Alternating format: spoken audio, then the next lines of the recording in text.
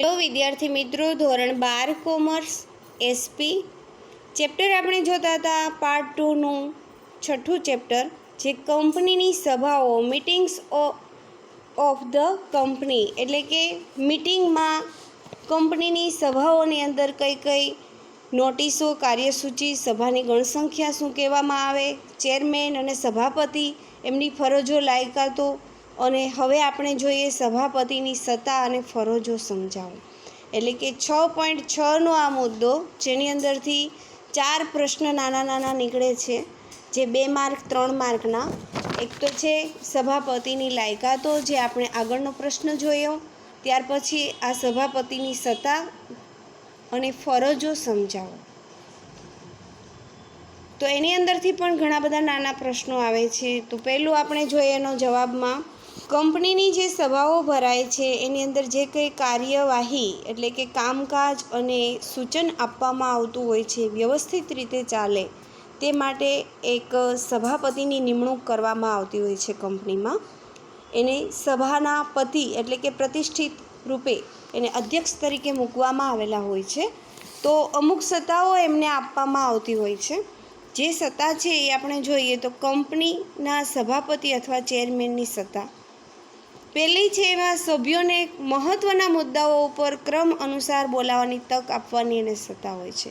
એટલે કે કંપનીના જે સંચાલક મંડળ છે એ સિવાય પણ જે ડિબેન્ચર ધારણ કરનાર, ડિબેન્ચર હોલ્ડર કે શેર હોલ્ડરો, એમને જે મહત્ત્વના મુદ્દાઓ ગણવામાં આવે છે એવા ક્રમ અનુસાર તેમને બોલાવી અને તેમને પૂછવામાં આવતું હોય છે. તો આ પણ તક કોને આપવામાં આવી છે? સભાપતિને આપવામાં આવી છે. બીજો પોઈન્ટ છે એની અંદર,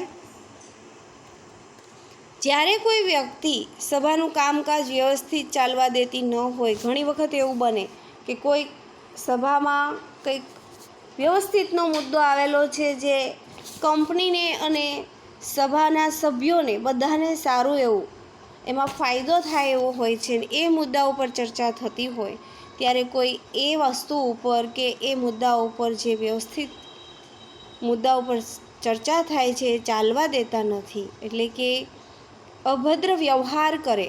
અભદ્ર વ્યવહાર એટલે કે જે મર્યાદાની બહારના વ્યવહારો થાય, કે અભદ્ર શબ્દોનો ઉપયોગ થતો હોય છે, કે બિનસંસદીય એટલે કે જે સંસદ સભાની અંદર જે વ્યવસ્થિત વાત કરવામાં આવતી હોય છે કોઈ પણ મુદ્દા ઉપર, એવી જ રીતે કંપનીની જ્યારે સભા બોલાવવામાં આવે છે ત્યારે બધા સભ્યોને તક આપવામાં આવતી હોય છે કોઈ પણ મુદ્દા ઉપર ચર્ચા કરવાની. ત્યારે કોઈ એવી વ્યક્તિ એવું વાતાવરણ ઊભું કરે કે અભદ્ર કે બિનસંસદીય ભાષાનો ઉપયોગ કરી અને ભાષા વાપરે, અભદ્ર ભાષા કહેવાય, કે અપશબ્દ જેવા શબ્દોનો ઉપયોગ કરે, કે સભામાં જે અણબનાવ ઊભો થાય અથવા તો અસભ્ય જેવું વર્તન કરનાર એવી વ્યક્તિને સભામાંથી બહાર કાઢવાની વ્યવસ્થા કરવાની સત્તા પણ કોને આપવામાં આવે છે? સભાપતિને અથવા ચેરમેનને આપવામાં આવે છે. ઘણી વખત આવું બનતું હોય છે. આપણે સંસદ સભા ભરાતી હોય એમાં તમે જોયું હશે કે લાઈવ પ્રસારણ હોય છે ટીવીની અંદર, ટેલિવિઝનમાં. તો એમાં ઘણી વખત બહુ બધો ખળભળાટ થતો હોય છે. એક મુદ્દા ઉપર જે ચર્ચા વ્યવસ્થિત રીતે ચાલતી હોય અને બીજા ઘણા બધા એવા સભ્યો હોય છે અભદ્ર વ્યવહાર કરે અને ખૂબ અપશબ્દ બોલે છે, અસભ્યનું વર્તન કરે છે, ત્યારે એમને પોલીસ એમાંથી બહાર કાઢે છે. અને બહાર કાઢવાની સત્તા અને જે સત્તા આપવામાં આવેલી છે સંસદની અંદર પણ, એ પણ સભાપતિને આપવામાં આવી છે. એવી જ રીતે કંપનીની અંદર પણ સભાપતિને આ સત્તા આપવામાં આવે છે. કોઈ પણ સભાની અંદર સભ્ય અભદ્ર વ્યવહાર કરે છે ત્યારે એમને સભાની બહાર નિકાલી દેવામાં આવે છે. ત્યાર પછીનો પોઈન્ટ છે ત્રીજો, જ્યારે વ્યક્તિઓને એટલે કે જ્યારે એ સભાની અંદર વ્યક્તિઓ બેઠા છે એ સભામાં હાજરી આપવાનો અધિકાર ન હોય તેવી વ્યક્તિને સભામાંથી બહાર કાઢવાની સત્તા પણ કોના હાથમાં છે? તો કે સભાપતિના હાથમાં છે, ચેરમેનના હાથમાં. જ્યારે કોઈ એવી વ્યક્તિ છે એ સભામાં હાજરી આપવાનો અધિકાર એમને નથી આપવામાં આવ્યો, છતાં એ આવીને બેસી જાય છે, ત્યારે એને બહાર નીકાળવાનું કાર્ય પણ, એટલે એ સત્તા પણ સભાપતિના હાથમાં ગણાય છે. ત્યાર પછીનો પોઈન્ટ છે કોઈ મુદ્દાની બાબતમાં, એટલે કે કોઈ એવો મુદ્દો ઉપસ્થિત થયો હોય અને એ બાબતમાં અપ્રસ્તુત થયેલો હોય છે એ મુદ્દો, તો એવું લાગે કે આ ચર્ચા અહીંયા અટકાવી દેવાની છે, કે જે મુદ્દા ઉપર વાત ચાલે છે એ મુદ્દો કંપનીને ઘણું બધું નુકસાન પહોંચાડે એવું લાગતું હોય ત્યારે એ મુદ્દા બાબતે એ ચર્ચાને અટકાવવાની સત્તા પણ સભાપતિના હાથમાં છે. વ્યક્તિના વ્યક્તિત્વ ઉપર, એટલે કે જે મુદ્દા ઉપર ચર્ચા વિચારણા થાય છે અને જે વ્યક્તિ બોલે છે એની ઉપર નિયંત્રણ, એટલે કે અંકુશ મૂકવાની સત્તા પણ સભાપતિના હાથમાં રહેલી છે. ત્યાર પછીનો પોઈન્ટ, યોગ્ય કારણસર સભા મુલતવી રાખવાની સત્તા પણ સભાપતિના હાથમાં છે. ઘણી વખત સમય આપી દીધેલો હોય, તારીખ આપી દીધી હોય, સ્થળ આપી દીધું હોય અને એ સભા બંધ રાખવામાં આવે, મુલતવી રાખવામાં આવે કે પછી મોકૂફ રાખવામાં આવે છે, તો એ સત્તા પણ કોના હાથમાં છે? સભાપતિના હાથમાં રહેલી છે. ત્યાર પછીનો પોઈન્ટ છે પોઈન્ટ ઓફ ઓર્ડરની યોગ્યતા બાબતે, એટલે કે જે પોઈન્ટ ઉપર ઓર્ડર આપવામાં આવતા હોય એ બાબતમાં પોતાનો નિર્ણય આપવાની સત્તા પણ સભાપતિના હાથમાં છે. તેનો નિર્ણય છેવટનો નિર્ણય ગણવામાં આવે છે. સભ્યો બધા મુદ્દા ઉપર ચર્ચા કરે અને જે પોઈન્ટ ઉપર એને ઓર્ડર આપવામાં આવે છે એ યોગ્ય લાગે તો એ નિર્ણય છેલ્લામાં છેવટનો કોનો ગણાય છે? સભાપતિનો, અને ત્યારે એ સત્તા એને આપવામાં આવેલી છે એટલે છેવટનો નિર્ણય ગણવામાં આવે છે. ત્યાર પછીનો પોઈન્ટ છે જ્યારે સભામાં કોઈ બાબત અંગે સભ્યો તરફેણમાં કે વિરુદ્ધમાં સરખા મત આપે છે એક સરખા, ત્યારે પ્રમુખને નિર્ણાયક મત તરીકે વધારાનો એક મત આપવાની સત્તા પણ સભાપતિના હાથમાં છે, જેના આધારે અંતિમ નિર્ણય લેવાઈ જાય છે.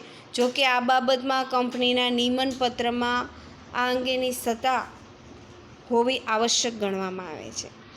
જ્યારે કંપનીમાં કોઈ સભ્યની નિમણૂક કરવામાં આવે, સંચાલકોની જ્યારે મતગણતરી થાય, મતદાન થતું હોય છે ત્યારે એકબીજા સામે ઊભેલા વિરુદ્ધમાં સરખા મત ધરાવે ત્યારે પ્રમુખની નિર્ણાયક મત આપવાનો, એટલે કે એને પણ મત આપવાનો સત્તા હોય છે. એ અંતિમ નિર્ણય લેવાની સત્તા પણ એમના હાથમાં છે. છેલ્લો પોઈન્ટ છે ગેરકાનૂની, અયોગ્ય કે ખોટી બાબતોનો રેકોર્ડ પરથી દૂર કરવાની સત્તા પણ સભાપતિના હાથમાં છે. જ્યારે કોઈ સભા ભરાય છે ત્યારે ગેરકાનૂની કોઈ બોલાવવામાં આવેલા હોય, અપશબ્દ બોલવામાં આવેલા હોય છે, અયોગ્ય વર્તન કોઈનું થયેલું હોય, ખોટી બાબતો ઉપર કોઈ રેકોર્ડ કરવામાં આવેલા હોય તે હટાવવાનું કાર્ય, અને એ પણ સત્તા કોની છે? સભાપતિની. હવે એમની ફરજો આપણે જોઈએ. સભાપતિ અને ચેરમેનની ફરજો નીચે મુજબ છે એમ કહી શકાય છે. અહીંયા 6 આવી ગયો છે, 6 આવે છે. પહેલું છે સભાની કાર્યવાહી શાંતિપૂર્વક, એટલે કે શાંતિપૂર્વક ચાલે તે જોવાની ફરજ પણ સભાપતિની છે. નિયમ અનુસાર ગણસંખ્યા કોરમ છે કે નહીં તેની ખાતરી આપવાની એ પણ સત્તા એમના હાથમાં છે. ત્રીજું છે સભાની કાર્યવાહી કાર્યસૂચિ અનુસાર હાથ ધરાય અને બધા કાર્યો વ્યવસ્થિત રીતે ચાલે છે અને પૂર્ણ થાય છે તે જોવાની ફરજ પણ સભાપતિની છે. સભામાં દરેક સભ્યોને બોલવાની તટસ્થતા અને તક આપવાની ફરજ પણ સભાપતિની ગણવામાં આવે છે. જ્યારે પાંચમું છે સભામાં લઘુમતી, એટલે કે બીજી કોઈ જ્ઞાતિ ગણવામાં આવે, મુસલમાન કે હરિજન, તો આ લઘુમતી સભ્યોના અભિપ્રાયને પણ ધ્યાનમાં લેવાની ફરજ સભાપતિની ગણવામાં આવે છે. એટલે બધા જ સભ્યો જે સભામાં બેસે છે, હાજર રહે છે, એની ગણતરી કરવી, એને કોઈપણ મુદ્દાઓ પર તટસ્થ રીતે એને તક આપવાની અને બોલવાની તક આપવામાં આવે છે. સભામાં જરૂર જણાય તો મતદાન કરાવવાની ફરજ પણ પડે તો એ ફરજ પણ સભાપતિની ગણાય છે. કે એવું લાગે કે સભામાં હવે સભ્યોની વચ્ચે અણબનાવ બનતો જોવા મળે છે, તણાવ જોવા મળે છે, તો જે હોદ્દાઓ પર જે સંચાલકો છે એમને મતદાન દ્વારા ચૂંટી કાઢવાની અને ચૂંટણી કરવાની ફરજ પણ સભાપતિની ગણવામાં આવે છે. 7મો પોઈન્ટ છેલ્લો છે જરૂર જણાય તો એ સભાપતિએ પોતાના નિર્ણાયક મતનો પણ ઉપયોગ કરવો પડે છે અને તટસ્થ રીતે નિર્ણય આપવાની ફરજ પણ ગણવામાં આવે છે.